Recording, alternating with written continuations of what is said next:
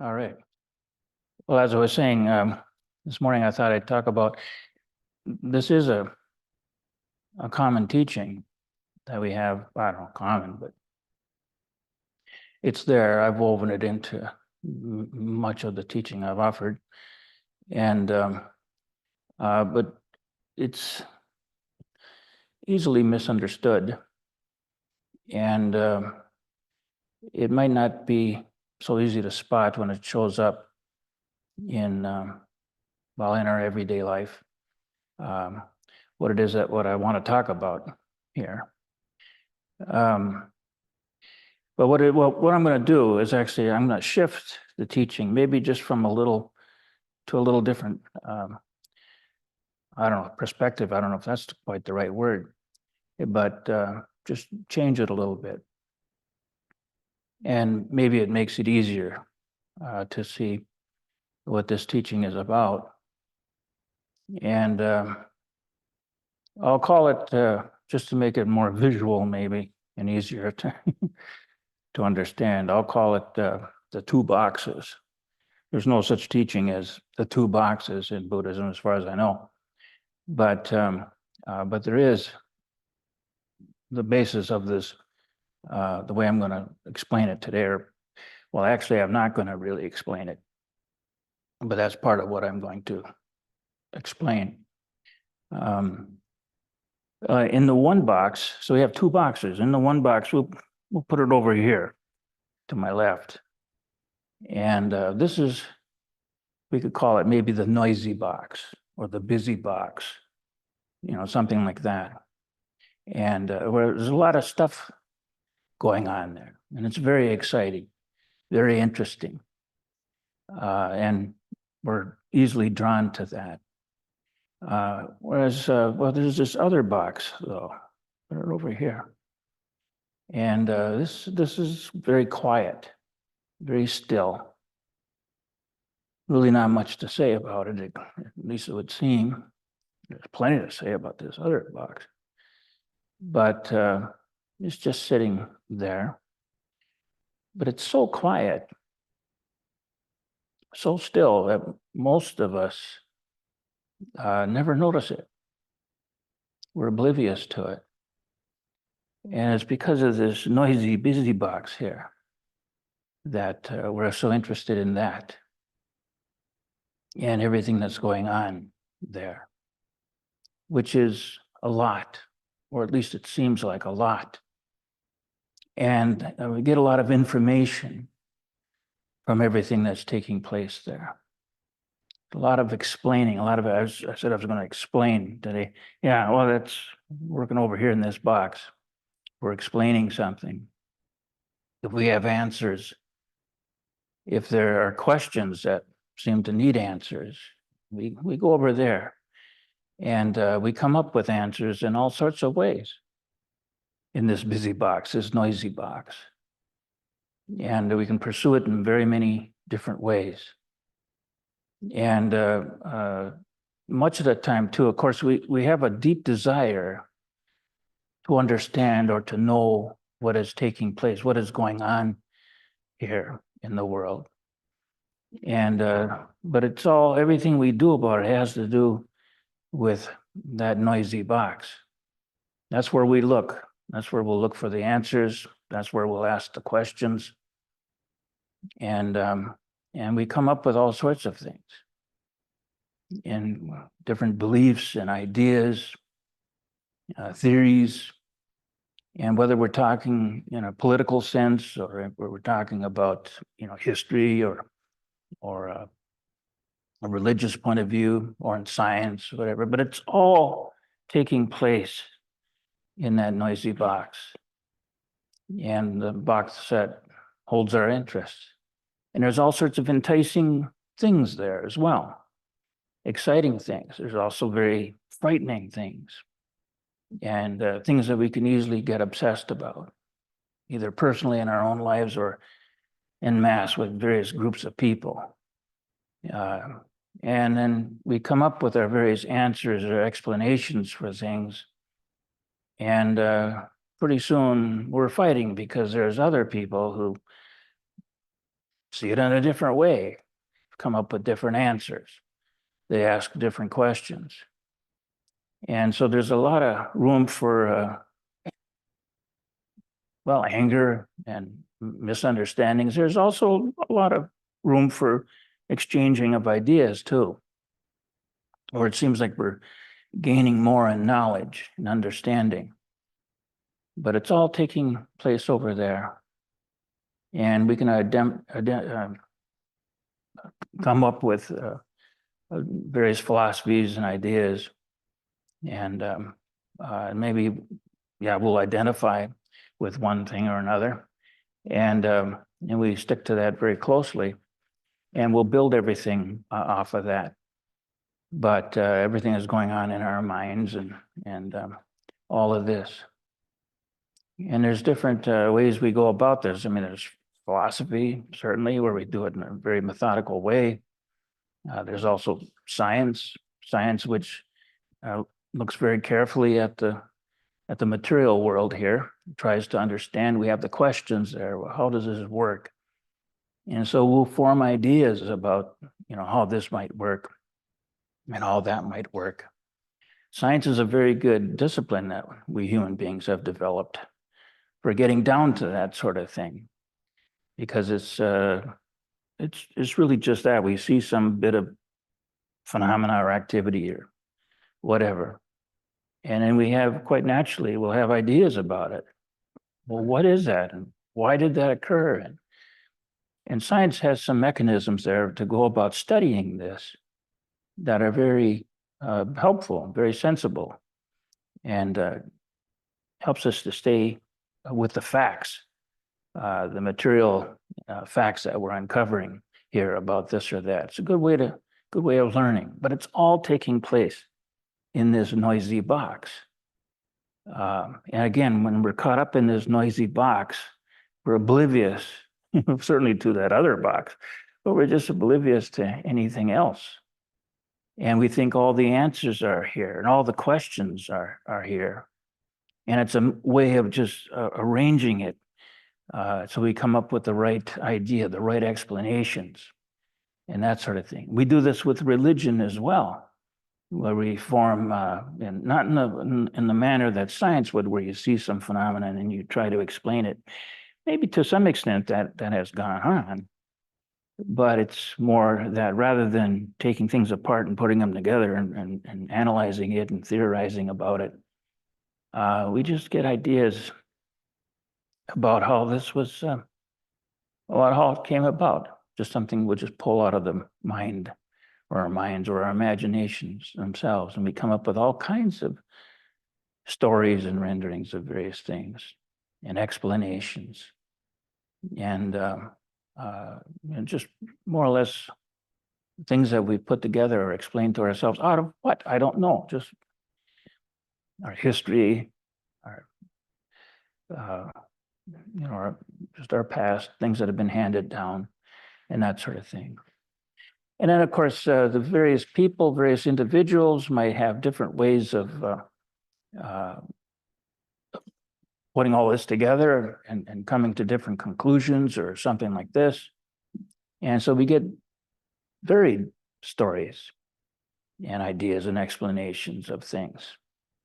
But and what does occupy us and what it is that we want, what characterizes that box is, well, it's a place of where there are explanations. And there are ways of explaining about this or that. But there's also mystery there too, because it seems like we don't really, and we haven't ever gotten to the end of a line of inquiry. Sometimes we can say that we have, we just say it, well, this is it. This is the truth. This is reality. Religion is pretty good at making that mistake. Not always, but it can make that mistake. Science it's a mechanism that will keep chewing away on one thing or another. It won't stop there. It'll keep poking at it. And that's pretty good. But all the while, we're in this noisy box, this busy box, this box where we believe that we can come to conclusion, some true conclusion about this or that, or about reality. And and if you take a look at an area like science, it's usually dealing with the material world and that sort of thing. But some other elements, maybe out of philosophy and religion, have kind of rubbed up against this a bit, where we have at times maybe wondered about the mind. And certainly the things that the mind will come up, various beliefs and ideas, thinking that this or that is correct or right. But we, in later years in this last century or the past century that we just went through, all kinds of ideas about, say, consciousness. And maybe not so much mind, you never hear about that being spoken of, but consciousness, especially just lately, it seems like it's really being looked at pretty heavily. But again, we're in the noisy box. And with this, now we'll look for an explanation for this. We might test some ideas that we have. If we're going to take a more scientific approach, or we'll just trust that this is the way that the wise of the past, or the ones who have been, touched by some kind of supreme knowledge or whatever, have explained or whatever. But it's all taking place in the noisy box, completely oblivious to anything else. And this area of where mind, or not mind, that's my word I'll use, but this area of, say, consciousness, which is getting a lot of attention now today. Same sort of approach. I've been seeing this with various people who there's four people who I've been looking at pretty closely. There's Bernard Kastrup and Don Hoffman and Federico Fagin, and they all have kind of a science approach, and Kastrup is in philosophy as well. And then there's this other guy recently I've been looking at a little bit, Spira, I think his name is Rupert Spira, but very interesting. And they're really wanting to get to know what's going on there in terms of mind and our understanding of mind. And these are people who they've come down to the point where they realize that in one way or another, that is the reality. That is where we're going to find it. It is all mental. Spira, I think, has pointed out, and this is something I noticed years ago, that everything that we experience, that we know directly, the direct knowledge that we have, is purely of mind. It is a mental experience. You would put it that we don't actually experience the physical world. We've never had a material experience, ever. That's the way he'll put it, I think. Maybe I shouldn't put words into his mouth there, but I think that's what I've read and what I've seen or heard. But that is an idea that people have had. And it's something that I myself worked on when I first finally woke up to this teaching, what this is about, years ago now. So well over 40, well, going on 50 years, when I finally really understood this. And I wanted to help people with this, but I couldn't say anything. I found that out instantly. Particularly when Kataguri Roshi would ask me to give some talks, and can't talk about this. And because everything you'd say is in this noisy box. Using examples, they're all from the noisy box. What do you do? And but some of these people that I just met, like Fagin, I think he had a real direct experience with reality, and he awakens to the nature of consciousness. He did that while he was a computer expert. He's the guy that invented the touch screens that we have and all this kind of stuff. Genius of a fellow. And he, some years ago now, I think it was around 1990 or so, maybe before that, he worked on seeing if he could build a conscious machine, a computer. And pretty quickly after that, within a couple of years or so, he had this amazing direct experience of the nature of consciousness, what he was calling consciousness, and totally changed him. And he's working in this other area now, really getting down to it. But he's still thinking in terms of forming hypotheses. He wants to be scientifically, what's the word I want? Rigorous, yeah. And so he ends up with really a viable theory or explanation here. Because this is the realm too of explanations, where that's what we'll seek out. And I've seen this with Kastrup. I've read a number of his stuff, and Don Hoffman, and Spira maybe less. Well, he does it, but in a totally different way. I don't think his background is quite as much in the area of science, more in philosophy, perhaps. But and then there's other people too besides those four that I've mentioned. There's just the four that I'm most acquainted with. But still, and I was doing this myself when I first, and I wrote 4 books. Well, 2 didn't get very far before I realized I was in trouble. But I wrote 2 other books before I finally wrote the one that I first got published, and that was How the World Can Be the Way It Is. Took me quite a long time to even figure out how to write about this. And then later I had the opportunity, that actually went out of print eventually. And then I had though it still seems to be around for some reason. But then a new publisher picked it up and asked if I wanted to make some revisions. Yeah, by that time, I don't know, 20, 25 years had passed. And so I did revise it quite a bit. But still some problems there. But just the residue left over from the thinking I had, even after I first really kind of understood the nature of what's actually taking place here. And that I still probably had this urge, or it's just habit, or how else do you talk or write or explain anything conceptually without using terms like this and words and theories and, and then as if then people should come along and take this and then, well, yeah, please test it quite a bit. Maybe don't stop doing that. Just keep looking at it, really. But it's always this wanting to come up with an answer and to put something there to explain what we're experiencing here. That's all going on in this noisy box. It doesn't matter if you're a born-again fundamentalist or a computer scientist or, a space engineer, a rocket engineer, whatever.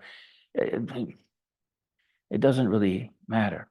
And the various religious disciplines that we have, the same sort of thing, just putting together a story, an explanation, something that will kind of make sense to us, something we can put together in our minds to understand reality and the nature of, what is taking place here. But this doesn't work. And yet we seem to keep, working on this in one way or another. But this is something that some people have seen through. And this seeing through of it goes all the way back to the Buddha. I'm not saying like that's the guy who started this. I don't mean that, because this is accessible to any of us, whether we've encountered Buddhism or not. If we all encounter or live out reality. And that's what we're talking about here. And that is what it is that we want to know. This is ultimately what we want to be explained to us. Because we know in the deep recesses of our mind, if we haven't awoken to what's really taking place here, we're still grasping at things. You want to get an explanation or a theory or something that would define this or point out what. But if it's a thing there, it's in this box, this noisy, busy box. We have to wake up to that. That, whatever it is we come up with. And so the various religions do it. And even Buddhism, then they'll take this incredible teaching of the Buddha, not understanding the direct pointing that the Buddha was offering us and pointing out. Some people did understand. fortunately. So we still have these teachings that are in a correct form. They're scant and hard to find because they're buried under a lot of teaching that's loaded with misunderstandings. But people would take what the Buddha was teaching and forming even different schools of thought and stuff about that, where they're still fighting over various arguments about this or that. If we could see directly what supposedly Gautama, the man, saw and pointed out to us, we wouldn't be doing this because there is nothing there to grasp and there's no explanation being offered.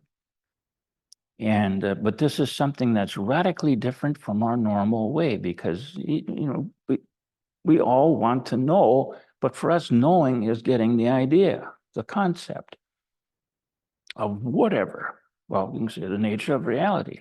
Yeah. What we keep ignoring there's that other box, you see, that we're oblivious to. I mentioned that at the beginning. We're always in this noisy box, this busy box, this grasping box. And then we look for our answers there. We get frustrated. People come up with other answers that we don't like and we start fighting with them. And it's just noisy and endless trouble and squabble. Once in a while, we can find some theory or things that were scientific theories, at least when it comes to the material world, that have been pretty successful in many ways. And so have things of a more spiritual teaching as well. And it isn't just among Buddhists who really see through, but the teachings that I've seen from other traditions, maybe they end up coming under the rubric of the mysticism or something like this. But so that does go on, but this gets ignored by nearly everyone because we're all busy with the clamor and the grasping. And whether it is that we think it's just, if I just had a lot of material stuff, I had a lot of money or whatever, I'd be happy. Maybe that's all it is for us. But also, there's some of us who we really deeply do want to know, and we understand that we want to know, but we keep going about the usual way, putting something there, how can you keep missing over and over again that no matter what you put there, don't you see that it doesn't bring you to this ultimate place you want to get to? You stay in this busy box with everything else. And so people would even take then some of these profound insights of the Buddha and Nagarjuna and others, Dogen, and not really understanding what these guys, and women too, the ones I'm going to say a little bit about here, just briefly anyway, are all men. But this has nothing to do with gender or anything like that. As a human being, we all see reality directly. It's a matter of realizing what it is that is being seen or heard or touched or tasted. And but it's never a thing. It's never anything in that box. Nothing like that at all. There's something else altogether here that we're oblivious to. And this other box, I don't know, I said it was over here, but I don't know. Where is it? Localities is something in this box over there. Is it pointed somewhere in some direction? I just said over here because conceptually that makes it easier, but it isn't there. And there's no explanation here. And by the way, I'll be teaching a class starting 2 weeks from tomorrow here titled No Explanation. We're going to look at this and how there's different things in our teachings, Buddhist teachings that point to that, but it isn't over here on my right. But we'll get to that. I'm not going to take the time to explore that box right now. And maybe we can drop the idea that it's a box, which also happens to apply to that box over there. So on the left hand, the busy box. But it's over here in this place, again, that we're always looking. And then we'll take some of these teachings that are like a direct pointing to what is taking place. And we think that, well, like everything else, a teacher, a philosopher, a scientist, whoever it might be, but they're offering something there, a story, a myth or something that we realize, okay, that's not a real thing, but it's pointing to something. We understand all that, but everything is using imagery over here. And we think that it's got to be over here in this area where we can grab things. We're oblivious to something here that, well, it's over there too. If it's even the Buddha or Nagarjuna when they speak or write, whatever, it's still that writing, that spoken word and all of that is still going on there, but it's drawing our attention to trying to help us see that it's not in this box here, this noisy, busy box. There's someplace else, somewhere else except it's not another place. That's the whole problem. Language itself is over here in that busy box. Can't even really use it in the end to help us to point to something else. But this is what the Buddha was pointing out. And this teaching will show up in all kinds of ways. Bo just recently, he gave a talk here on a Sunday, I think 2 weeks ago. I can't remember if it was in a Sunday talk or if it was in the last class that he taught. He's also teaching the Tuesday night class right now. But I remember he just used this little phrase at one point. And he didn't go into it really, but he used it, and it's a very good pointing. Comes right from the Buddha, as far as we know. And where the Buddha said, there is the born, the grown, and the conditioned. The born, the grown. What is that? Well, that's everything that's going on in that noisy box. Even the words coming out of the Buddha's mouth. Everything, if it has a form, a sound, a shape, a touch, a feel, some heft, an inclination, anything at all, any characteristics of any kind whatsoever, purely mental or physical or whatever it might be. That's over here in the busy box. And in this case, the Buddha just referred to is that there's the born, and everything, appears to be born. I mean, you can't think of anything, whether it's a feeling or a thought or an object, or you can't imagine it without having come into existence at some point. Was that always there? That chair, the earth itself, always? No. And there's all kinds of evidence that no, that's not the case. But even if you just look at it, consider it, whatever it is, the thought, the feeling, the belief, it was born. It seems, it appears this way. Is it actually born? Well, and that's not even really true either, but this is how it looks. Everything in that box looks that way. It has a beginning, and it seems like, well, then did it come from something? Now here's some kinds of questions. Did it come from somewhere? Or, well, then how did it, if it was, well, I can't imagine that it was always here. So was it always here then? Or, and this realm here, this box, like I say, is a box of explanations. If we go and look for our explanations in it, if you keep pursuing these things, you realize there's no explanation here. You're not going to explain any of this. Or even the new modern theories now, or the ways of looking at and trying to find a rigorous theory to explain consciousness. As these people who've already had pretty direct, some of them appear to me to have had pretty direct, but they're still making the mistake. Oh, I was saying too, that years ago when I first tried to say something about this, that's when I started writing about this. I produced like 4 books. Well, 2 of them were really kind of finished books, and before I finally started working on the book that I ultimately got published, my first book, How the World Can Be the Way It Is.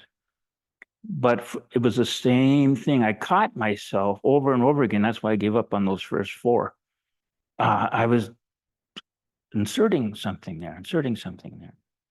Finally, when I got to that book, How the World Can Be the Way It Is, I felt like maybe I was, but even there, now I realized that I'm still putting, there's some clunkiness to it. course, I realize that ultimately we can't get rid of it entirely, but if you can make it pure enough and just purely point, maybe this would help people. But that's what's going on there, even among these people who now have seemed to, I think, really have had some real breakthrough. And there are other people like this too. Well, there's somebody I want to introduce you to, but maybe not right now. But there's people who have, seen their way out of this or through this, and they have left some remarkable teaching. And again, as I was saying, the Buddha was a very early example of this.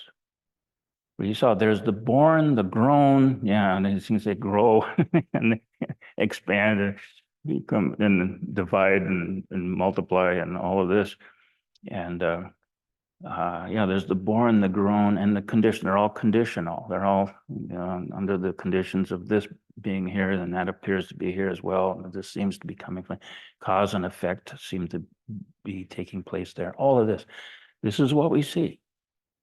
It's all in that busy, noisy box. But the Buddha said, of this busy, noisy box, he said, there's the born, the grown, and the conditioned. That's the way that he characterized in his particular teaching this busy box world. And he said, but there is the unborn, the ungrown, and the unconditioned.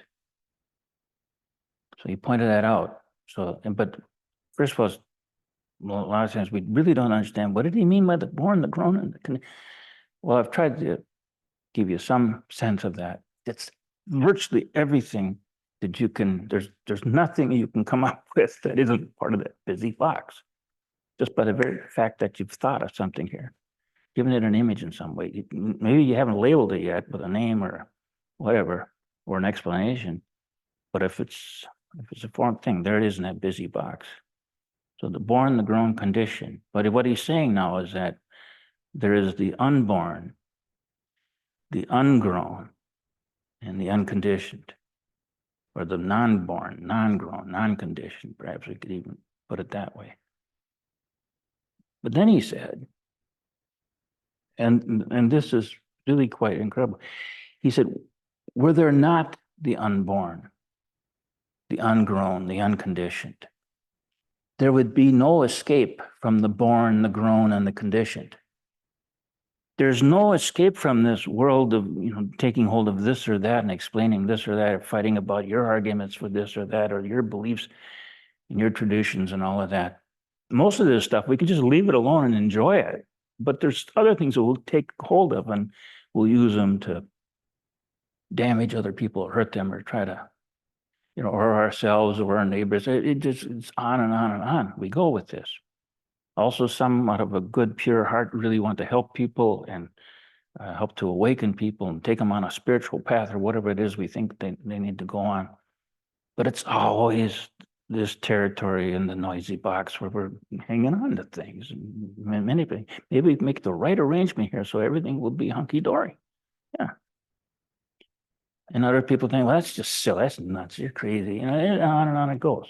But it's all taking place in the born, grown condition, the noisy box. So the Buddha said there is the unborn, the ungrown, the unconditioned. In that class I'll be doing in a couple of the place of no explanation. Yeah, and this next course coming up that I'll be teaching now is that. It's called, what is it? I forgot the title. Huh? No explanation, yeah. When there's no explanation. Yes, yeah. Which might sound kind of dismal, like, oh, see.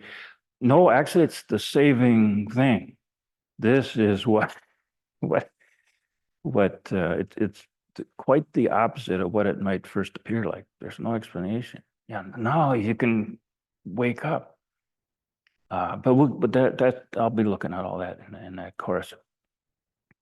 But this is important to understand and to realize. And then 500 years after the time of the Buddha, we have the time of maybe a little more, well, not about 500, but we have Nagarjuna coming along. And so much of the teaching that's been handed down, a lot of fighting. We had the different schools, the 18 schools and that sort of thing, and all these various conferences of, various factions of Buddhist, students and whatever, getting together over centuries. And they generated some materials there. One of them is a book. I have it from that generation way back. But the points of controversy where they're all fighting over this or that or one thing or another. Points of controversy out of Buddhism. So it isn't just other religions that are, or philosophies and things that are confused. The same thing that goes on in Buddhism. Because we're all human beings, and this is what we do. We get ideas, and we grasp this, and we grasp that, and pretty soon we're fighting over this view and that sort of. But if we're fighting over points of controversy and this sort of thing, then we didn't quite understand what the Buddha was talking about when he said there's the unborn, the ungrown, and the unconditioned. Buddha makes other references to this sort of thing too, which we can explore in that class. But this is important. But then by the time we get to Nagarjuna, there's, again, all these different factions of Buddhist schools. And they didn't tend to fight in a dog eat dog kind of dog eat dog kind of a way, where they're trying to destroy each other and kill each other. Nothing quite like that, I don't think. But nevertheless, arguments, and just going on and on and on and on and on, and explanations and the Abhidharma developments of this and that, and it's on and on and on. Very busy and noisy. And then we have Nagarjuna comes along. The final verse of his Mula Madhyamaka Karika, his masterwork there, 448 verses and 27 chapters.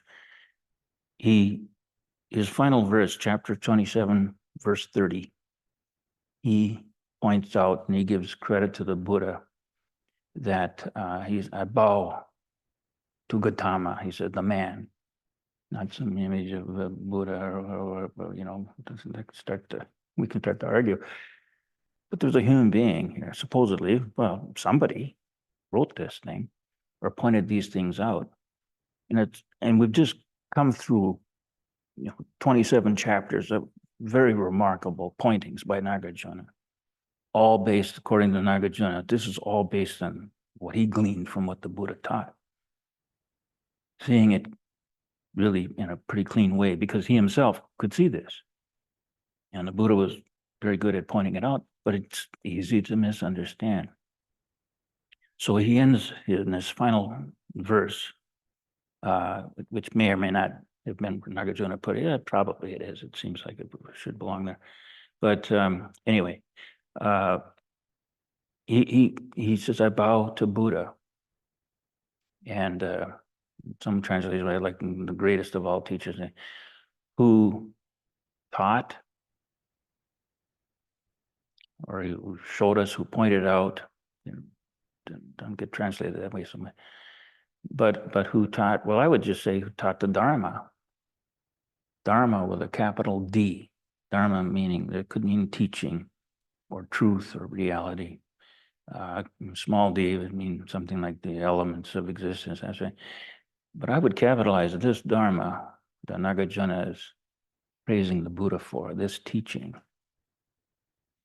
That and it shows us the way, the way to relinquish all views.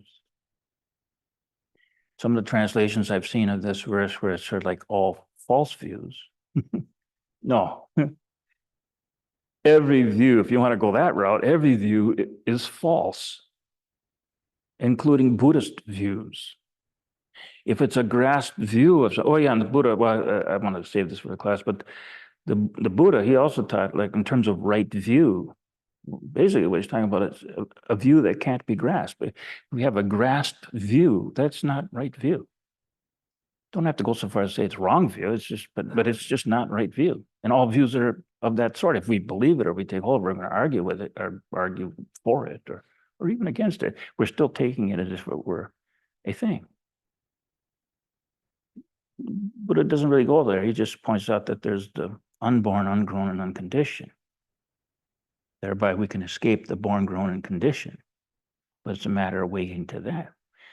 But Nagarjuna now is praising the Buddha for just pointing this out, that he taught in a way that if we could see it correctly, what is taking place here, this brings about, or it's already with us here, the relinquishment of all views, including Buddhist notions about this or that. As if we're going to take the Four Noble Truths and use this to crush everybody else or to outdo the morality that shows up in various other religions where you're commanded to do this and you're and you can easily show that's not a very moral system, and it leads to all kinds of trouble and problems. Buddhism avoids this, but it avoids it, and you could see something very clearly there, and yet at the same time you don't grasp anything. Now we're free of this, but this is a remarkable teaching. Nagarjuna takes us through the intricacies of all of this, and there's plenty more. But by the time we're done with the book, we should be able to see the rest on our own. If we really wake up to what it is that, say, the Buddha is pointing out, and Nagarjuna is pointing out, and later we have there's Wang Po. I got a lot to say. I'll leave that for the class. But and there's other Dogen, and all sorts of cease from practice based on intellectual understanding, like pulling everything out of the noisy box and juggling it around, putting it back in, and trying to destroy this one forever, but get the eternal one, put it in. That's all intellectual. The intellectual understanding, the conceptual understanding. Dogen says, cease from that.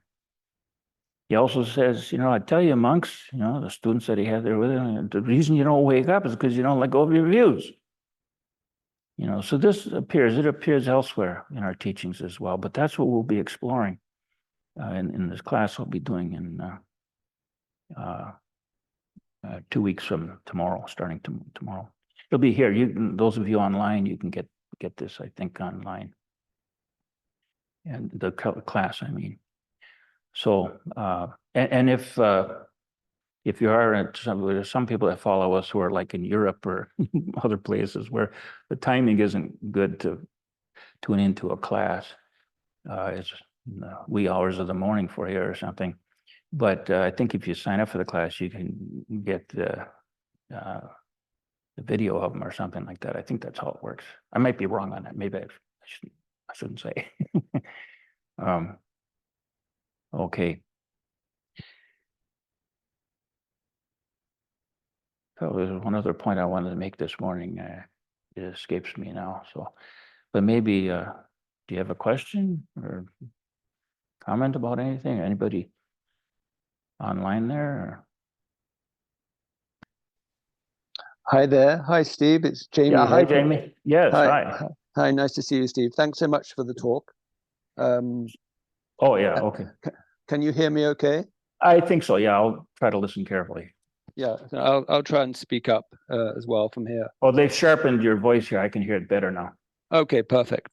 I really appreciate the two boxes, Steve, the what you've talked today about. And it made me wonder whether you felt that it's quite possible for people to maybe get a strong, perhaps at some time or other, get a strong sense of reality, but never quite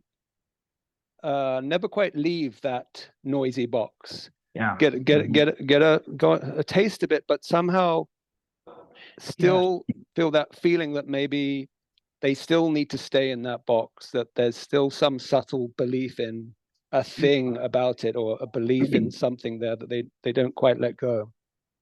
Yeah, I think that is the case for many people who really do. They have to see this directly themselves, but no, what do you do? Because you can't directly speak about it exactly, and also there's nothing bad really about going back into the world of forms. I mean, we need to do this. We live in a world of forms for all practical purposes, you know.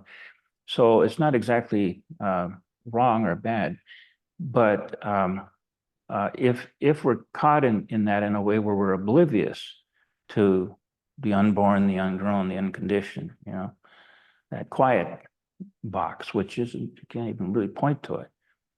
And if we're oblivious to that, then we're going to suffer, you know, a great deal.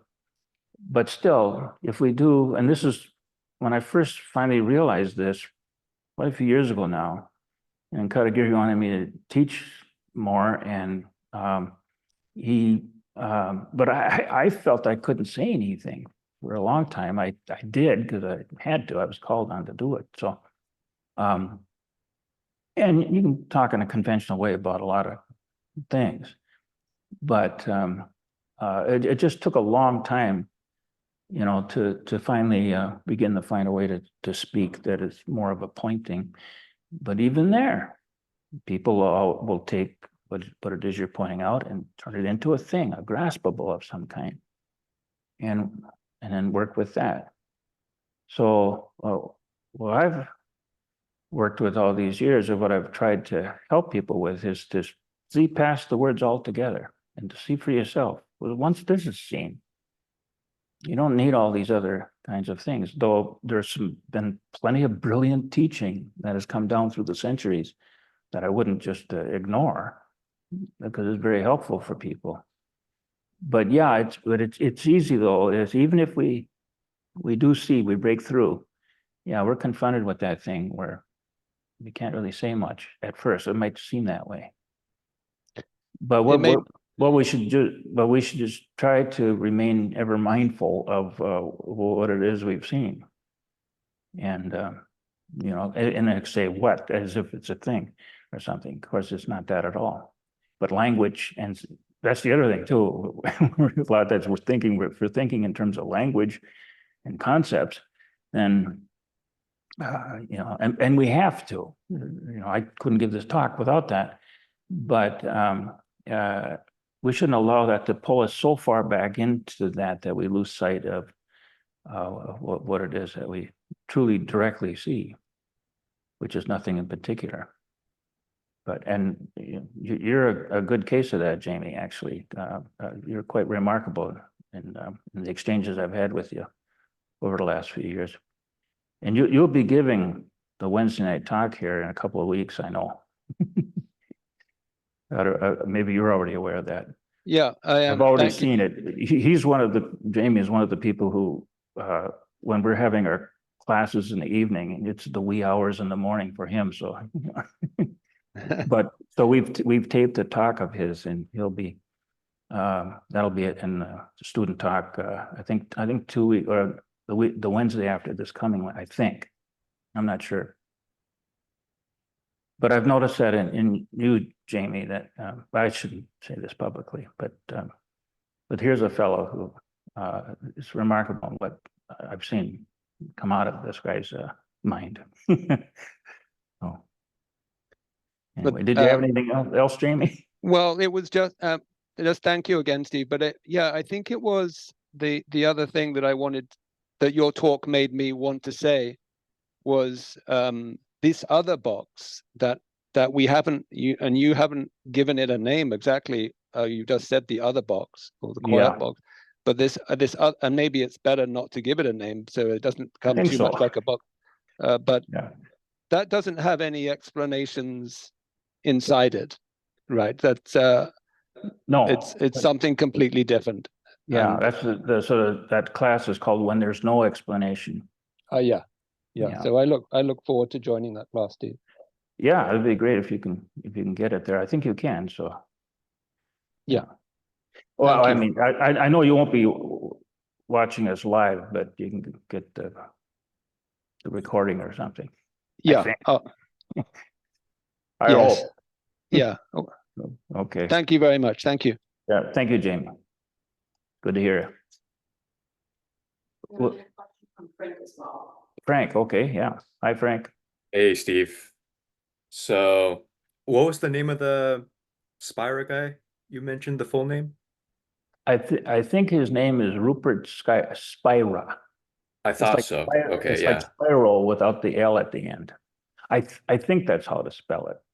I've heard some stuff from him. I believe he's from the Advaita Vedanta tradition, also from Indian tradition. Yeah. Yeah, Yeah. so I think he comes from a spiritual perspective, Yeah, he not a does. Yeah. scientific. Yeah, that's Yeah. right. Yeah. Um, yeah. What are your thoughts on what you've seen, what he has to say, or any thoughts about that tradition from what you know? Well,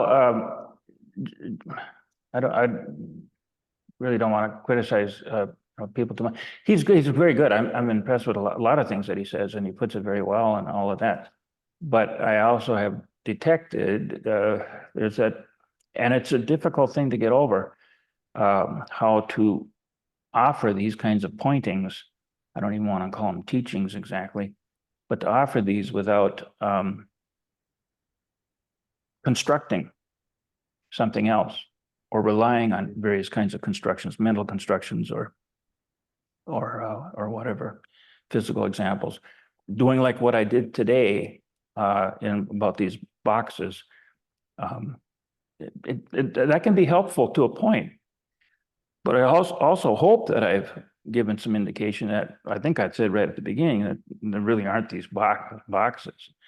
But this is just a way of talking and maybe help convey a sense of what it is I'm going to try to point out here.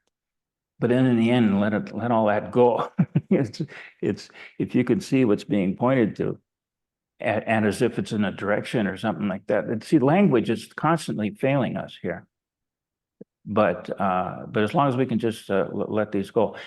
Of these four people I mentioned, Spira being one of them, and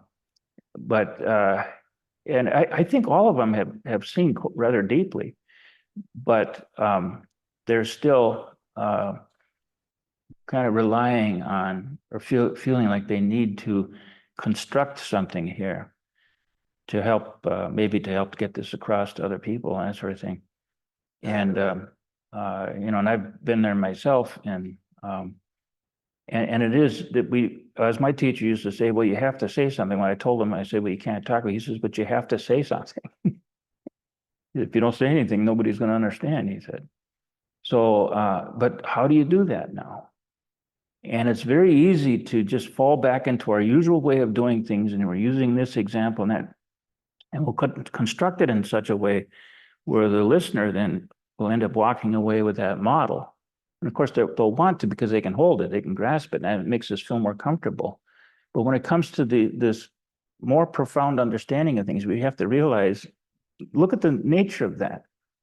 And if this was coming from someone who actually themselves sees, they don't want you to walk away with something like that. But they might use something like that temporarily, maybe, to kind of point something out here. As I use this image of these boxes, I'll say more about that unnameable box, the silent box, in the class a bit. I might rely on that image still. I don't know. Anyway, that's for me to work out, I guess. But I don't know. Did I answer your question, Frank? Yeah, I I had a little bit of a similar concern about the way he specifically teaches. He does Yeah, put a lot of yeah, form in what he says. yeah. There's places where it seems to fall apart, but I'm impressed with the guy. He's pretty good. I do think the overall teaching of Advaita has a lot of insight also. Yeah, Yeah. I would agree with that. Thank you, Steve. Yeah, thank you, Frank. Ooh, we're almost at the end of the hour, so is that it? Okay, well, thank you.